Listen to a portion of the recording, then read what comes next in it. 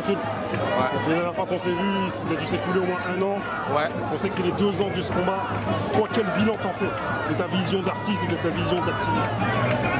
C'est bizarre de parler. C'est un peu bizarre de parler de bilan positif par rapport à un drame comme ça. Mais je vais dire tout de suite là, il y a quand même un sentiment positif, c'est la mobilisation des gens. C'est-à-dire que généralement dans ce genre d'événement, les circonstances font qu'à un moment, il y a tellement de choses dans l'actualité que le mouvement s'essouffle. Et les gens ils oublient, c'est normal, c'est l'époque, une information remplace une autre. Il me semble que là il y a beaucoup plus de monde encore que la précédente fois. Ça veut dire que vraiment les gens ils n'oublient pas et que la mobilisation autour de la disparition, la mort de Adama Traoré est encore dans les têtes, c'est une bonne chose. Venir jusqu'à Beaumont, dans le 95, c'était Beaumont, c'est pas Saint-Ouen, c'est pas Neuilly, c'est pas la petite couronne de Paris, il faut venir jusqu'ici. Et les gens sont venus nombreux, massifs. Et franchement, quand même, ça me fait plaisir pour sa famille en fait.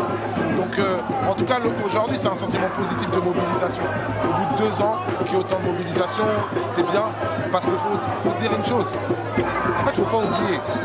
Souvent, les gens vont te reprocher, peuvent nous reprocher, ah mais pour Adama Traoré, vous en faites trop, ça va et tout ça. Là, non, je ne sais même pas on en fait trop, c'est qu'on n'en fait pas assez. C'est dramatique, c'est pas anecdotique en fait. Si le drame, c'est que des drames comme celui-là deviennent plus souvent anecdotiques que des histoires qui se perpétuent dans le temps et qui restent dans les mémoires. Tu vois, Adama Traoré, son cas est resté dans l'actualité parce qu'en fait, en vrai, il y a eu un vrai travail de communication et d'effort de sa famille. Il y a d'autres familles qui sont malheureusement broyées par la machine médiatique judiciaire et qui malheureusement s'éteignent.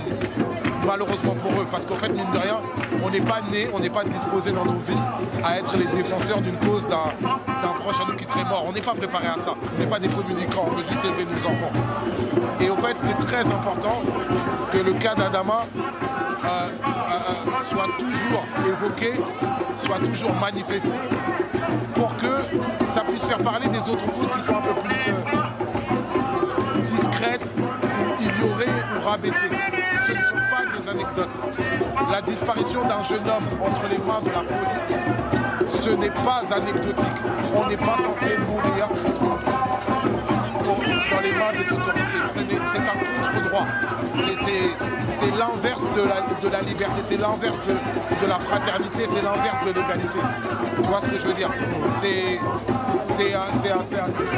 le meurtre de toutes les valeurs, même pas françaises ou républicaines, tout ça, je m'en fous, limite humaine.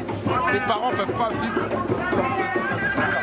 Moi, lui, il a grandi à Beaumont, à Persan, Beaumont, tout ce secteur-là. Moi, j'ai grandi à Cergy, donc en fait, en vrai, c'est la vie de moi et de jeunes gens que je vais vous connaître. Voilà, c'est très important. On n'en fait pas assez, ce ne sont pas des anecdotes, ce sont des crimes graves. Et ne nous reprochez pas d'en parler comme des crimes graves.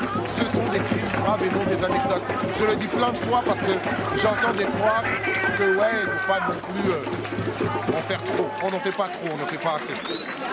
Qu'est-ce que tu penses de la longévité de ce combat? C'est dû à tout ce que tu viens d'évoquer là? Une espèce de renouvellement médiatique, une espèce d'organisation familiale, et c'est ça? Effectivement, c'est-à-dire que ça demande d'avoir de la patience, ça demande d'avoir de l'effort, ça demande d'avoir de l'organisation, ça demande, et c'est horrible ce que je vais dire, d'être bon communicant. Parce que mine de rien, on est dans un monde communicant. Normalement, enfin, tu t'imagines à quel point c'est dur d'avoir à communiquer sur le deuil d'un proche. Le deuil d'un proche, c'est quelque chose d'intime, sur lequel on souffre dans sa chair.